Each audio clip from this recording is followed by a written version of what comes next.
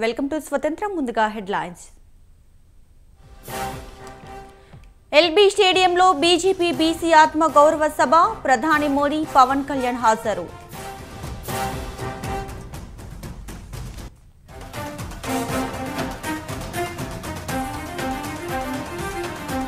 ఎన్నికల ప్రచారంలో దూకుడు పెంచిన బీఆర్ఎస్ అధినేత. ఉమ్మడి ఆదిలాబాద్, కరీంనగర్లో కేసీఆర్ పర్యటన.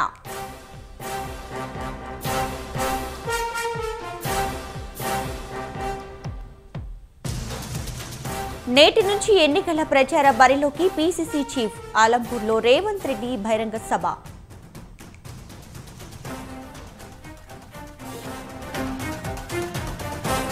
వైఎస్ఆర్ రైతు భరోసా విడుదల చేయనున్న సీఎం. 53 లక్షల మంది ఖాతాల్లోకి నగదు జమ.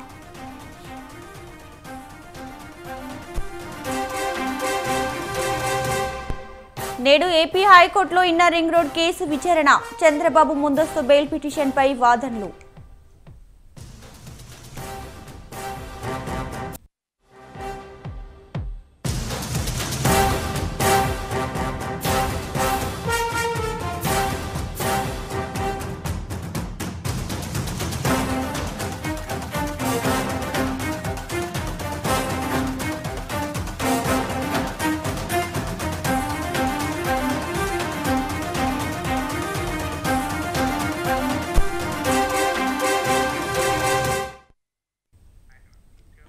నేడు ఏపీ హైకోర్టులో ఇన్నర్ రింగ్ రోడ్ కేసు విచారణ జరగనుంది. ఇన్నర్ రింగ్ రోడ్ కేసులో టీడీపీ అధినేత చంద్రబాబు ముందస్తు బెయిల్ పిటిషన్ దాఖలు చేశారు.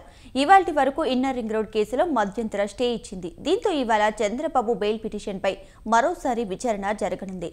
స్కిల్ డెవలప్మెంట్ కేసులో హైకోర్టు చంద్రబాబుకు మధ్యంతర బెయిల్ మంజూరు చేయడంతో రాజమండ్రి జైలు నుంచి బయటకు వచ్చారు. కోర్టు ఆయనకు 4 వారాల తాత్కాలిక బెయిల్ మంజూరు చేసింది.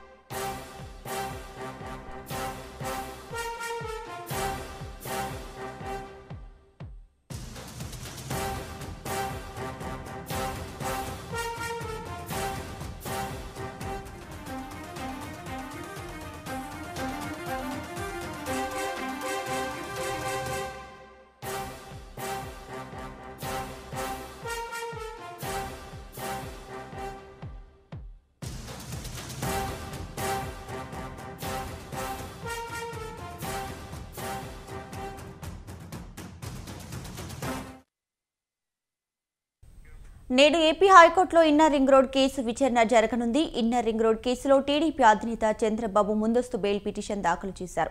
ఇవాల్టి వరకు ఇన్నర్ రింగ్ రోడ్ కేసులో మధ్యంతర స్టే ఇచ్చింది.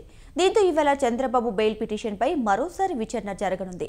స్కిల్ డెవలప్మెంట్ కేసులో హైకోర్టు చంద్రబాబుకు మధ్యంతర బెయిల్ మంజూరు చేయడంతో రాజమండ్రి జైలు నుంచి బయటకు వచ్చారు. ఇక కోర్టు ఆయనకు 4 వారాల తాత్కాలిక బెయిల్ మంజూరు చేసింది. ఇక మరిన్ని వివరాలు మా ప్రతినిధి సంతోష్ అందిస్తారు. లైవ్లో Santosh, over to you. Deepika, ఏదైతే ఇన్నర్ రింగ్ రోడ్డు స్కామ్ కేసులో ప్రధాన అభియోగాలు ఎదుర్కొంటున్నటువంటి టీడీపీ అధినేత చంద్రబాబు నాయుడు ముందస్తు బెయిల్ కొరకు కూడా ఏపీ హైకోర్టుని గతంలో ఆశ్రయించడం కూడా జరిగింది. దీనిపై స్టే ఇచ్చినటువంటి హైకోర్టు ఈ రోజు వరకు కూడా స్టే ఇవ్వడం కూడా జరిగింది. అయితే ఈ రోజు చూసుకున్నట్లయితే కనుక ఈ కేసుపై అయితే కనుక విచారణ అనేది కూడా కొనసాగనున్నట్టు కూడా తెలుస్తూ ఉంది. అసలు ఇప్పటికే స్కిల్ స్కామ్ కేసులో చంద్రబాబు నాయుడికి 4 వారాల పాటు కూడా మధ్యంతర బెయిల్ మంజూరు చేయడంతో ఇటు హైదరాబాద్ చేరుకున్నటువంటి చంద్రబాబు నాయుడు ప్రస్తుతం చికిత్స నిమిత్తం కూడా ఇటు హైదరాబాద్లో ఉండడం కూడా జరుగుతూ ఉంది. అయితే ప్రస్తుతం చూసుకున్నట్లయితే కనుక ఈ యొక్క inner ring road scam case అనేది కూడా ఇప్పటికే జాతీయ కార్యదర్శి అయినటువంటి నారా లోకేష్ సైతం కూడా ఇటు సిట్ అధికారులు విచారించడం కూడా జరిగింది. అంతేకాకుండా మాజీ మంత్రి నారాయణ వారి యొక్క బంధువులను సైతం కూడా విచారించడం కూడా జరిగింది. అయితే ప్రస్తుతం దీనిపై చూసుకున్నట్లయితే కనుక ఏ విధంగా ఉండబోతుంది, ఈరోజు ఏపీ హైకోర్టులో ఎటువంటి ఈ స్టే దీనికి సంబంధించినటువంటి అంశం తీర్పు వస్తుంది, లేదంటే లేదంటే స్టేని పొడిగిస్తారా? ఎందుకంటే చంద్రబాబు నాయుడు అనారోగ్య దృష్ట్యా కూడా ఇటు స్కిల్ స్కామ్ కేసులో ఇప్పటికే మధ్యంతర బెయిల్ తోటి ఇటు చంద్రబాబు నాయుడు హైదరాబాద్లో ఉండటంతో ఇటు దీనికి సంబంధించి కూడా ఏదైతే ఇన్నర్ రింగ్ రోడ్డుకి సంబంధించినటువంటి స్టే కూడా పొడిగిస్తారా అన్న దానిపై అయితే కనుక చంద్రబాబు నాయుడు తరపు న్యాయవాదులు ఏ విధంగా వాదనలు వినిపిస్తారు అన్న దానిపై అయితే కనుక ఇటు టీడీపీ నేతలు ఎదురు చూస్తూ ఉన్నారు. అంతేకాకుండా ఇటు సిఐడి తరపు న్యాయవాది అడ్వకేట్ జనరల్ శ్రీరామ్ సైతం కూడా ఇటు ఇన్నర్ రింగ్ రోడ్డు కేసు అనేది కూడా ఒక కీలకమైనటువంటి కేసు. ఇప్పటికే దీనికి సంబంధించినటువంటి హెరిటేజ్ భూములు ఏవైతే ఉంటాయో దానికి లబ్ధి చేకూరేందుకు కూడా గత ప్రభుత్వం అయితే కనుక మార్పులు చేశారు. మొదట ఇచ్చినటువంటి అలైన్మెంట్ మార్పులు చేసి రెండోసారి కూడా ఇటు మీటింగ్ చేసి ఇటు మాజీ మంత్రి నారాయణ సైతం కూడా ఇందులో ఇన్వాల్వ్ అయ్యి ఉన్నారు. అదేవిధంగా ఇటు నారా లోకేష్ అధ్యక్షతన జరిగినటువంటి ఈ మీటింగు వీరందరూ కూడా లబ్ధి చేకూరే విధంగా వారి యొక్క సొంతంగా స్వలాభ కొరకు కూడా భూములు లబ్ధి చేకూరే విధంగా కూడా ఈ డిజైన్ మార్పులు చేశారు అంటూ కూడా ప్రధాన అభియోగాలు అయితే కనుక సిఐడి చెప్తా ఉంది. అంతేకాకుండా దీనికి సంబంధించి ఆళ్ల రామకృష్ణారెడ్డి మంగళగిరి ఎమ్మెల్యే ఆళ్ల రామకృష్ణారెడ్డి ఇచ్చినటువంటి ఫిర్యాదులో అనేకటువంటి ఆధారాలు కూడా సబ్మిట్ చేయడంతో దీనికి సంబంధించినటువంటి లావాదేవీలు కావచ్చు, అదేవిధంగా భూములు లబ్ధి పొందినటువంటి భూములు కావచ్చు, వాటన్నిటిని ఎవిడెన్స్తో సహా ఇటు ఆళ్ల రామకృష్ణారెడ్డి సిఐడి అధికారులకు ఇవ్వడంతో సిఐడి అధికారులు దూకుడు పెంచిందని చెప్పుకోవచ్చు. ఈరోజు చూసుకున్నట్లయితే కనుక దీనికి సంబంధించినటువంటి అంశము ఇటు స్టే అనేది కూడా పొడిగించకుండా ఇక్కడతో క్లోజ్ చేసి దీన్ని వేగవంతం చేసే విధంగా కూడా ఈ కేసు దర్యాప్తు చేసే విధంగా కూడా వీలు కల్పించేందుకు కూడా ఇటు సిఐడి తరపు న్యాయవాదులు ఇటు ఏపీ హైకోర్టును కోరనున్నట్టు కూడా తెలుస్తూ ఉంది. అయితే ఏదేమైనప్పటికీ ఈరోజు చూసుకున్నట్లయితే కనుక ఈ స్టే పొడిగిస్తారా లేదంటే కనుక స్టే అవి కేసుని ముందుకు వెళ్ళే విధంగా కూడా తీర్పునిస్తారు సిఐడి అధికారులకి అన్న దానిపై అనుకూలంగా వచ్చింది తీర్పు అన్న దానిపై అయితే కనుక ఉత్కంఠగా ఎదురు చూస్తున్న పరిస్థితులు అయితే ఏర్పడతా ఉంటాయి. Deepika. Right Santosh, thank you.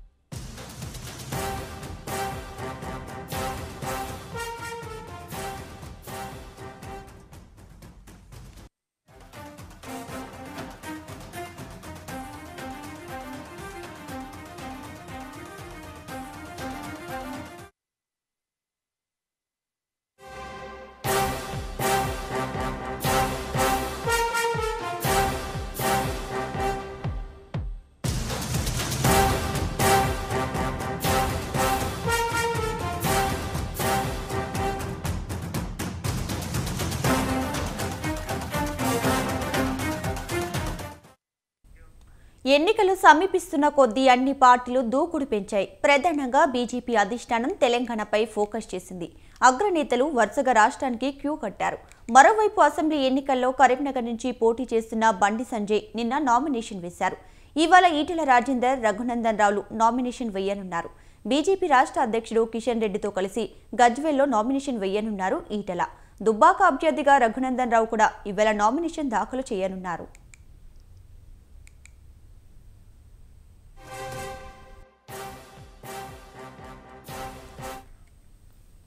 BJP జాతీయ ప్రధాన కార్యదర్శి బండి సంజయ్ ఎన్నికల ప్రచారం ప్రారంభించారు. కరీంనగర్ నుంచి ఎన్నికల ప్రచారంలోకి దిగారు.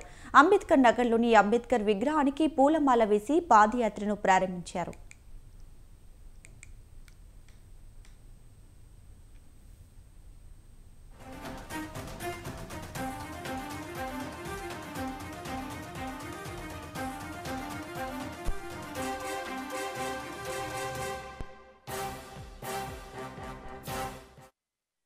కాంగ్రెస్ పార్టీ నాయకుడు జైలుకోలే మీకోసం, ఏ కాంగ్రెస్ పార్టీ కార్యకర్తలు లాఠీ దెబ్బతిన్న మీకోసం ఇవాళ అధికారానికి వస్తాం. అధికారం రావడానికి, ఎన్నికల్లో గెలవడానికి బీఆర్ఎస్ పార్టీ, కాంగ్రెస్ పార్టీ ఏ విధంగా మిమ్మల్ని నమ్మించి మోసం చేయడానికి ప్రయత్నిస్తారు ఒకసారి ఆలోచించండి. మీరు ఇప్పుడు కనుక మోసపోతే ఏ ప్రభుత్వం ఏర్పాటైనా మీ పట్ల జాగ్రత్త వహించరు, మిమ్మల్ని ఇంకా అన్యాయానికి గురి చేస్తారు. కాబట్టి దయచేసి మీకు రాబోయే రోజుల్లో న్యాయం జరగాలంటే ఇప్పుడు స్పందించాల్సిన బాధ్యత 50 లక్షల మంది నిరుద్యోగ యువత ఉంటుంది. లేకుంటే ఏ ప్రభుత్వం ఏర్పడా కూడా మీ పట్ల నిర్లక్ష్యంగా వహిస్తున్న విషయాన్ని, మీ బతుకులు నాశనం చేస్తున్న విషయాన్ని నిరుద్యోగ యువత గుర్తుంచుకోవాలి. నరేంద్ర మోడీ గారు ఈరోజు సాయంత్రము బీసీ ఆత్మ గౌరవ సభకు విచ్చేస్తా ఉన్నారు. మొట్టమొదటిసారి దేశంలో భారతీయ జనతా పార్టీ ప్రభుత్వం ఏర్పడ్డ వెంటనే బీసీ వర్గానికి సంబంధించిన వ్యక్తిని ముఖ్యమంత్రి ప్రకటిస్తామని చెప్పిన తర్వాత కేవలం బీసీలో కాకుండా ఎస్సీ ఎస్టీ అగ్రవర్ణాల పేదలు కూడా పేదోళ్ళ రాజ్యం రావాలి. కాంగ్రెస్ పార్టీ మీకోసం ఏ రోజు కొట్టాలి. ఏ కాంగ్రెస్ పార్టీ నాయకుడు జైలుకోలే మీకోసం. ఏ కాంగ్రెస్ పార్టీ కార్యకర్తలు లాఠీ దెబ్బతిన్న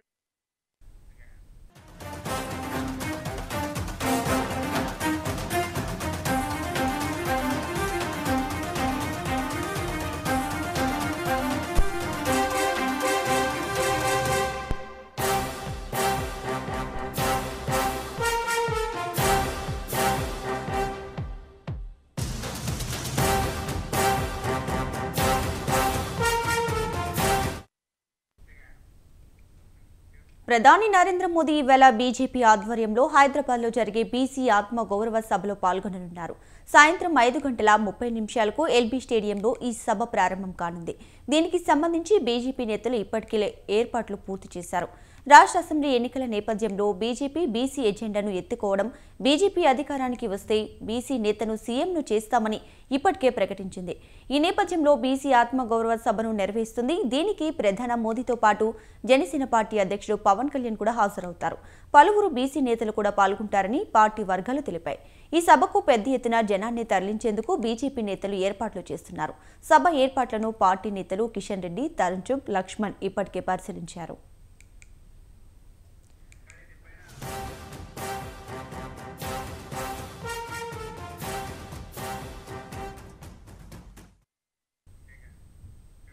ఇక నేడు హైదరాబాద్ కి ప్రధాని మోడీ రాబోతున్నారు. బీసీ ఆత్మగౌరవ సభలో ప్రధానితో పాటు పవన్ కళ్యాణ్ కూడా పాల్గొనబోతున్నారు. ఇక దీనికి సంబంధించి మరిన్ని వివరాలు మా ప్రతినిధి శ్రీనివాస్ అందిస్తారు. లైవ్ లో శ్రీనివాస్. దీపిక, తెలంగాణ ఎన్నికల్లో వేడి పెరిగిందని చెప్పవచ్చు. ఈరోజు ప్రధాని నరేంద్ర మోడీ బీజేపీ తరపున బీసీ ముఖ్యమంత్రిని చేస్తానని ప్రకటించే భారీ బహిరంగ సభ హైదరాబాద్లోని ఎల్బీ స్టేడియంలో నిర్వహిస్తున్నారు. ఈ సభకు ప్రధాని నరేంద్ర మోడీ హాజరై ప్రసంగించనున్నారు. బీసీ ముఖ్యమంత్రిని తెలంగాణలో బీజేపీ చేస్తుందన్నటువంటి ప్రకటన కూడా చేయనున్నారు.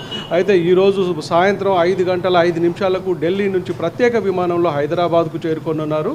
అక్కడి నుండి విమానంలో వచ్చినటువంటి ప్రధాని నరేంద్ర మోడీ రోడ్డు మార్గంలో ఎల్బీ స్టేడియం వరకు చేరుకోనున్నారు. అయితే ఈరోజు ప్రధానంగా జరిగే సభలో ప్రధాని 52% ఉన్నటువంటి బీసీలకు ముఖ్యమంత్రి పదవి బీజేపీ మాత్రమే ఇస్తుంది అన్నటువంటి ప్రకటన చేయనున్నారు.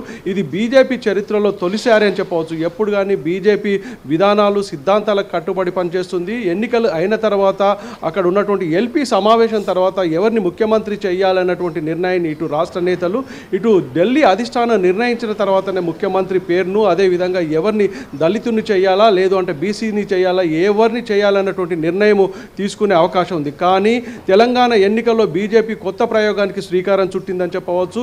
ఎక్కడా లేని విధంగా తెలంగాణలో 52% ఉన్నటువంటి బీసీలు ఓట్లు వేసి బీజేపీని గెలిస్తే ఇప్పటి వరకు స్వతంత్రం వచ్చిన తర్వాత ఎవరూ కానటువంటి బీసీ ముఖ్యమంత్రిని ఈరోజు బీజేపీ చేస్తుంది అనేటువంటి ప్రకటన ప్రధాని నరేంద్ర మోడీ చేయనున్నారు.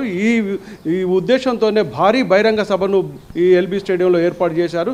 సుమారు లక్షలాది మంది హాజరయ్యే ఈ సమావేశానికి గత 4-5 రోజుల నుండి రాష్ట్ర అధ్యక్షుడు, అదేవిధంగా జాతీయ ఓబీసీ చైర్మన్ డాక్టర్ లక్ష్మణ్తో పాటు మిగతా నాయకులు కూడా పెద్ద ఎత్తున జన సమీకరణ ఏర్పాట్ల గురించి శ్రమ పడ్డారని చెప్పవచ్చు. ఈరోజు ఈ సమావేశానికి ప్రధాని నరేంద్ర మోడీ హాజరవుతున్న ఈ సభకు జనసేన అధినేత పవన్ కళ్యాణ్ కూడా హాజరు కానున్నారు. అయితే పవన్ కళ్యాణ్ కూడా తెలంగాణలో ప్రజలను ఉద్దేశించి ఏ ప్రసంగం చేయనున్నారు అన్నటువంటి విషయం కూడా ఉత్కంఠంగా ఉంది. అయితే జనసేన, బీజేపీ రెండు కలిసి పోటీ చేస్తున్న సందర్భంగా ఇప్పటివరకు జనసేన అభ్యర్థులను పూర్తిగా ఖరారు చేయలేకపోయింది. అయితే బీజేపీ కూడా ఒత్తిడి చేస్తుంది.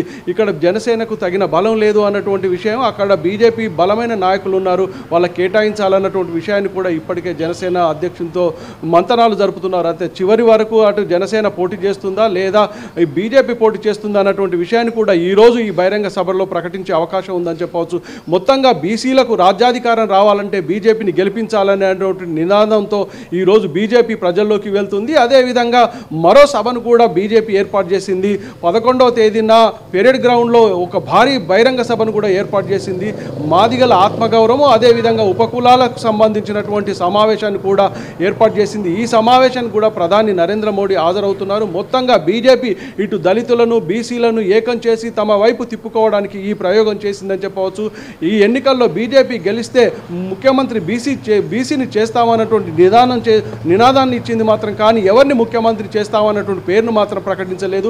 ఈ సభలో ప్రధాని ఆ పేరును కూడా ప్రకటించే అవకాశం ఉందా లేదా అన్నటువంటిది ఉత్కంఠగా ఉంది. అయితే ప్రధానంగా ఒకవేళ బీజేపీ అధిక సీట్లను గెలిస్తే ముఖ్యమంత్రి ఎవరవుతారు అన్నటువంటి విషయం కూడా చర్చనీయాంశంగా మారింది. ప్రధానంగా బీజేపీలో ప్రధాన నాయకులైనటువంటి ఇటు బండి సంజయ్ అదేవిధంగా డాక్టర్ లక్ష్మణ్, ఈటల రాజేందర్ లాంటి నేతలు కూడా ఇప్పటికే ఈ 3 పేర్లు ప్రచారంలోకి వస్తున్నాయి. అయితే ఈరోజు ఆ పేరును ప్రకటిస్తారా, కేవలం ముఖ్యమంత్రిని మాత్రమే చేస్తామని ప్రకటిస్తారా అన్నటువంటి విషయం మాత్రం రాజకీయ వర్గాల్లో చర్చనీయాంశంగా ఉంది. మొత్తంగా ఈరోజు ప్రధాని బహిరంగ సభలో ఎలాంటి వరాలు కూడా కురిపించే అవకాశం ఉంది. ముఖ్యంగా బీసీలకు దళితులకు వరాలు కురిపించే అవకాశం ఉండడమే కాకుండా తెలంగాణకు మరిన్ని వరాలు కురిపించే అవకాశం ఉందన్నటువంటి చర్చ మాత్రం జరుగుతుంది. మొత్తంగా ఈరోజు ప్రధాని రాకకు సందర్భంగా ఇటు భారీ భద్రతా ఏర్పాట్లు కూడా చేసిందని చెప్పవచ్చు. దీపిక శ్రీనివాస్, అయితే నరేంద్ర మోడీ పర్యటన నేపథ్యంలో హైదరాబాద్ నగరంలో ఎలాంటి ట్రాఫిక్ ఆంక్షలు ఉండబోతున్నాయి?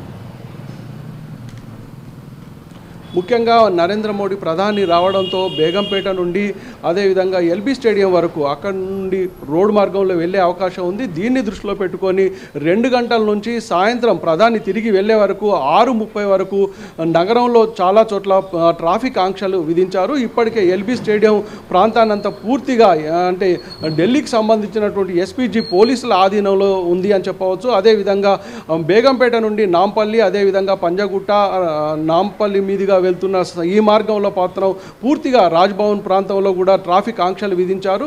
మొత్తంగా ఇక్కడ నుండి వచ్చేటువంటి వాహనాలను మళ్లించే అవకాశం ఉందని చెప్పవచ్చు. ఇప్పటికే ట్రాఫిక్ పోలీసులు అదేవిధంగా లా అండ్ ఆర్డర్ పోలీసులు కూడా ఈ మార్గంలో ట్రాఫిక్ ఆంక్షలను ప్రజలకు వివరించే విధంగా చెప్తున్నారు. ముఖ్యంగా ప్రధాని వెళ్లే మార్గంలో సాయంత్రం మాత్రం ఎవరిని అనుమతించే అవకాశం లేదు. ఈ మార్గంలో ముఖ్యంగా బేగంపేట నుండి నాంపల్లి ఎల్బీ స్టేడియం వరకు పూర్తిగా ట్రాఫిక్ ఆంక్షలు ఉన్నాయి.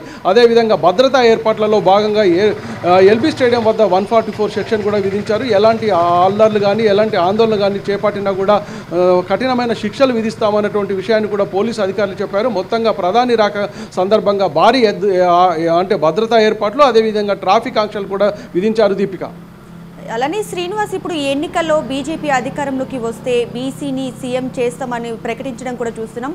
అయితే ఈ కాంబో అనేది ఎంతవరకు వర్కౌట్ అయ్యే ఛాన్స్ ఉందంటారు? ముఖ్యంగా ఇప్పటివరకు ఏ రాజకీయ పార్టీ తీసుకొని నిర్ణయం బీజేపీ ఈ తెలంగాణ ఎన్నికల్లో ఇప్పుడు తీసుకుంది. అయితే దాదాపుగా బీసీ వర్గాలు ఇప్పటివరకు రాజ్యాధికారంలోకి రాలేదు.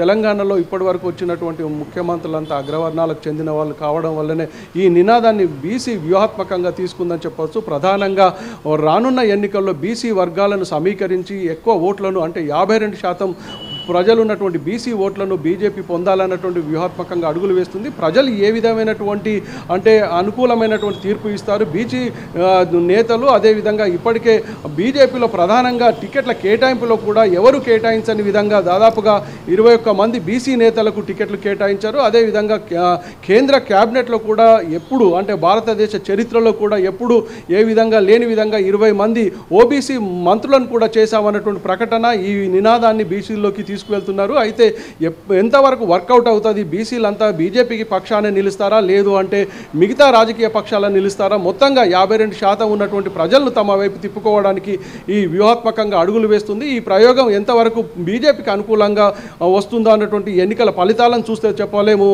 Deepika right Srinivas, thanks for the updates.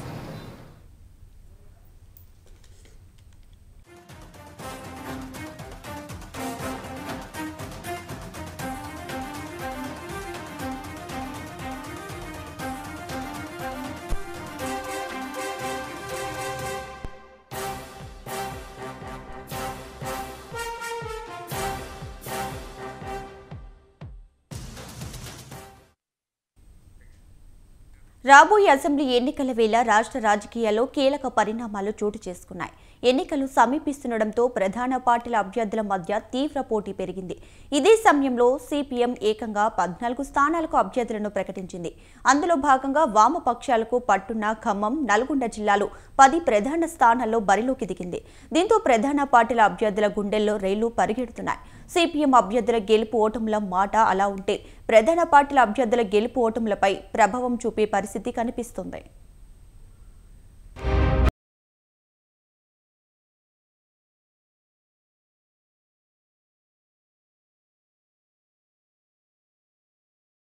ఎన్నికల్లో తెలంగాణ రాష్ట్ర రాజకీయం అంతా ఒకెత్తైతే నల్గొండ, ఖమ్మం జిల్లాల రాజకీయాలు మాత్రం వీటికి భిన్నంగా నడుస్తున్నాయి. ఈసారి టీడీపీ ఎన్నికలకు దూరంగా ఉంటున్న నేపథ్యంలో కాంగ్రెస్, బీఆర్ఎస్ పార్టీల మధ్య తీవ్ర పోటీ ఉంటుందని ఇప్పటి వరకు రాజకీయ వర్గాలు భావించాయి. అయితే మొదటి వరకు పొత్తుల కోసం ఎదురుచూసిన సిపిఎం ఒంటరిగా ఎన్నికల బరిలోకి దిగింది. ఈ నేపథ్యంలో 14 స్థానాల్లో పోటీకి సిద్ధమైంది. ఈ క్రమంలో ఖమ్మం జిల్లాలో ఏకంగా 7 స్థానాలకు అభ్యర్థులను ప్రకటించింది. అదేవిధంగా నల్గొండ జిల్లాలో సైతం 3 స్థానాలకు అభ్యర్థులను ప్రకటించింది. కమ్యూనిస్టులకు చెప్పుకోదగిన పట్టున్న జిల్లాలు కావడంతో ప్రధాన పార్టీల అభ్యర్థులపై ప్రభావం పడే వీలుందని రాజకీయ విశ్లేషకులు భావిస్తున్నారు.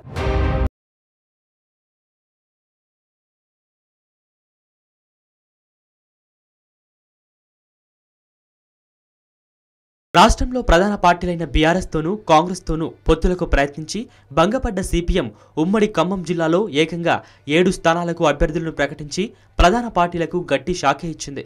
పాలేరు తమ్మినేని వీరభద్రం, భద్రాచలం కారం పుల్లయ్య, అశ్వరావుపేట పిట్లల్ల అర్జున్, మదిర పాలమడుగు భాస్కర్, వైరా బూఖ్య వీరభద్రం, ఖమ్మం ఎర్ర శ్రీకాంత్, సత్తుపల్లి మాచల్ర భారతి సిపిఎం తరపున బరిలోకి దిగుతున్నారు.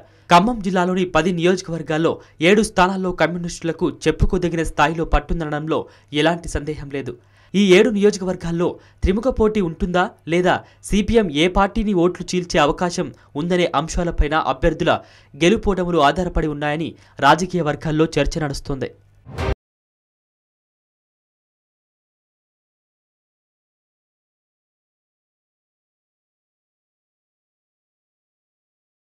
ఖమ్మంలో బీఆర్ఎస్ తరపున పువ్వాడ అజయ్ కుమార్ బరిలో నిలిస్తే కాంగ్రెస్ తరపున తుమ్మల నాగేశ్వరరావు తలపడుతున్నారు. కాంగ్రెస్, బీఆర్ఎస్ బలాబలాలు తేల్చుకునే సమయంలో సిపిఎం అభ్యర్థులను ప్రకటించడం ఇటు ఖమ్మం, అటు నల్గొండ జిల్లాల రాజకీయం మరింత వేడెక్కింది. ప్రధాన పార్టీల నేతలు ఇప్పటికే సుడిగాలి పర్యటనలతో ప్రచారాలు మొదలుపెట్టారు. బీఆర్ఎస్ పుట్టింది రాష్ట్ర ప్రజల కోసమంటూ కేసీఆర్ ప్రచార పర్వంలో జోస్ పెంచారు. ఖమ్మంలో పువ్వాడ అభివృద్ధి చూసి మరోసారి ఆశీర్వదించండంటూ ప్రచారాన్ని వేగవంతం చేశారు. ఇదిలా ఉండగా ఖమ్మంలో తుమ్మల కూడా తనదైన రీతిలో ప్రచారంలో ఊపును పెంచారు. అబద్ధాలతో అభివృద్ధి జరిగిందని ఎద్దేవా చేశారు. తన హయాంలోనే పుట్టకోట, దానవాయిగూడెం చెరువులు నిర్మించారని, మరెన్నో అభివృద్ధి పనులు చేశారని వెల్లడించారు. మరోవైపు ఖమ్మం జిల్లాలో కాంగ్రెస్ సీఎల్పీ నేత బట్టి విక్రమార్క సుడిగాలి పర్యటన చేస్తున్నారు. వామపక్ష నేతలు ఇంటింటికి ప్రచారానికి తెరలేపారు.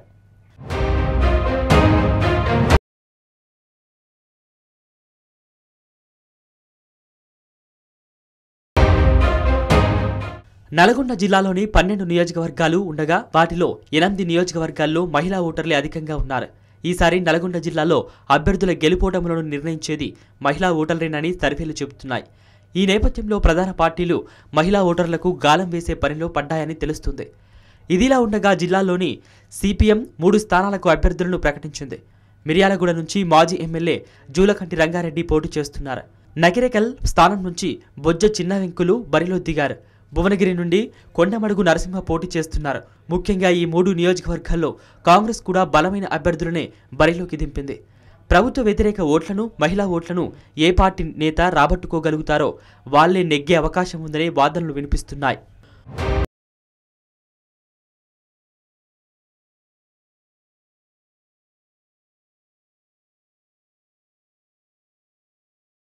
ఖమ్మం, నల్గొండ జిల్లాల్లో కలిపి 10 స్థానాలకు సిపిఎం పోటీ చేస్తుంది.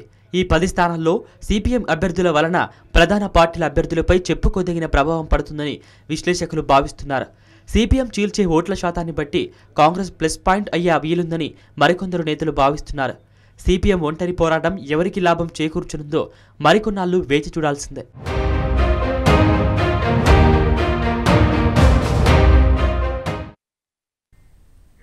కామారెడ్డి జిల్లాలో జరిగిన బీఆర్ఎస్ కార్యక్రమంలో మాచారెడ్డి జెడ్పీటీసీ రామ్రెడ్డికి ఎంపీటీసీ నర్సింగ్రావుల మధ్య గొడవ జరిగింది. ఈ నేపథ్యంలో రామ్రెడ్డి ఇంటికి మంత్రి కేటీఆర్ వెళ్లారు. గొడవకు దారి తీసిన పరిణామాలను అడిగి తెలుసుకున్నారు. సుమారు గంట పాటు రామ్రెడ్డితో కేటీఆర్ మాట్లాడడం చర్చనీయాంశమైంది.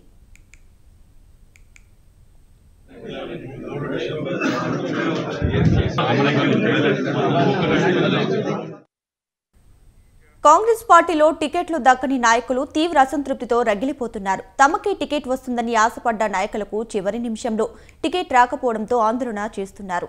తాజాగా పట్టంచెరులో కాటా శ్రీనివాస్ గౌడ్కి టికెట్ రాకపోవడంతో ఆయన అనుచరులు నిరసనలు వ్యక్తం చేశారు. తెలంగాణ పీసీసీ చీఫ్ రేవంత్ రెడ్డికి వ్యతిరేకంగా నినాదాలు చేశారు. రేవంత్ రెడ్డి పోస్టర్లు, బ్యానర్లు కాల్చి నినాదాలు చేశారు.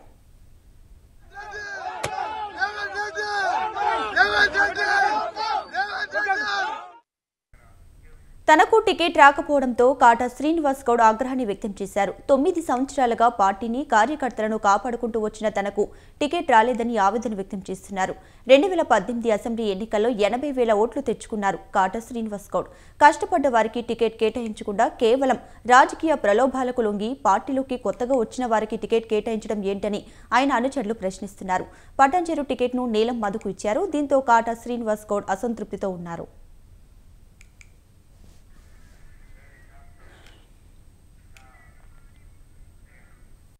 నంద్యాల జిల్లాలో వైసీపీకి భారీ షాక్ తగిలింది. ఆలగడ్డకు చెందిన వైసీపీ నేత ఇరిగేల రామ్ పుల్లారెడ్డి ఆయన సోదరులు జనసేన పార్టీలో చేరారు. హైదరాబాద్లో జనసేన అధినేత పవన్ కళ్యాణ్ సమక్షంలో ఆ పార్టీలో చేరారు. రామ్ పుల్లారెడ్డిని జనసేన పార్టీ కండువా కప్పి ఆహ్వానించారు పవన్ కళ్యాణ్. టీడీపీ జనసేన పార్టీ పొత్తు ఉన్నందున రాబోయే రోజుల్లో అధికారంలోకి వస్తుందని ధీమా వ్యక్తం చేశారు.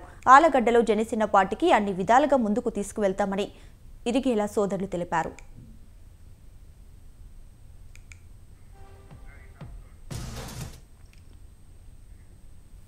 సూర్యాపేట జిల్లా హుజూర్నగర్ నియోజకవర్గ కాంగ్రెస్ పార్టీ ఎన్నికల సన్నాహక సమావేశం జరిగింది. ఈ సమావేశానికి ఎంపీ ఉత్తమ్ కుమార్ రెడ్డి ముఖ్య అతిథిగా హాజరయ్యారు. హుజూర్నగర్ స్థానం నుంచి 50,000 ఓట్ల మెజారిటీతో గెలవడం ఖాయమన్నారు.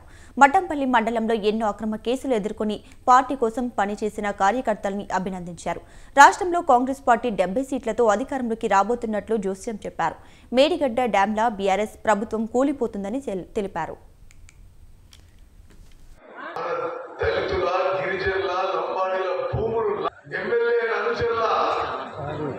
వేధింపులకు గురైన మీకు నేను మరోసారి సల్యూట్ చేస్తూ ఇప్పుడు వాళ్ళు చేసిన దుశ్చర్యలకి, అక్రమాలకి, భూ కబ్జాలకి, పోలీస్ స్టేషన్ లో పెట్టి కొట్టించిన దానికి, తప్పుడు కేసులు పెట్టించిన దానికి, దళితుల, గిరిజనుల, లంబాడీల భూములు లాక్కున్నందుకు, అన్ని రకాల అరాచకాలకి పాల్పడ్డందుకు బుద్ధి చెప్పాల్సిన సమయం ఆసన్నమైంది. పశ్చిమ గోదావరి జిల్లా ఆచంట నియోజకవర్గం పెనుగొండలో ప్రధాన రహదారిపై వెలుగు చూసిన పురుగు మందుల వ్యవహారంలో ఎట్టకేలకు అధికారులు స్పందించారు. స్వతంత్ర టీవీ వరుస కథనాలతో దిగివచ్చిన అధికారులు పురుగు మందులను పరిశీలించారు. స్థానిక వ్యవసాయ అధికారి ఉన్నత అధికారులకు ఫోన్లు వివరిస్తూ పడి ఉన్న పురుగు మందుల్లో హానికరమైన మందులు ఉన్నట్లు వివరించారు. గతంలో ఇలానే పడి ఉన్న కొన్నింటిని తొలగించినట్లు చెప్పారు. ఈ వ్యవహారంపై సమగ్ర విచారణ చేయాల్సి ఉందని స్థానికులు, సిపిఎం పార్టీ నాయకులు డిమాండ్ చేశారు.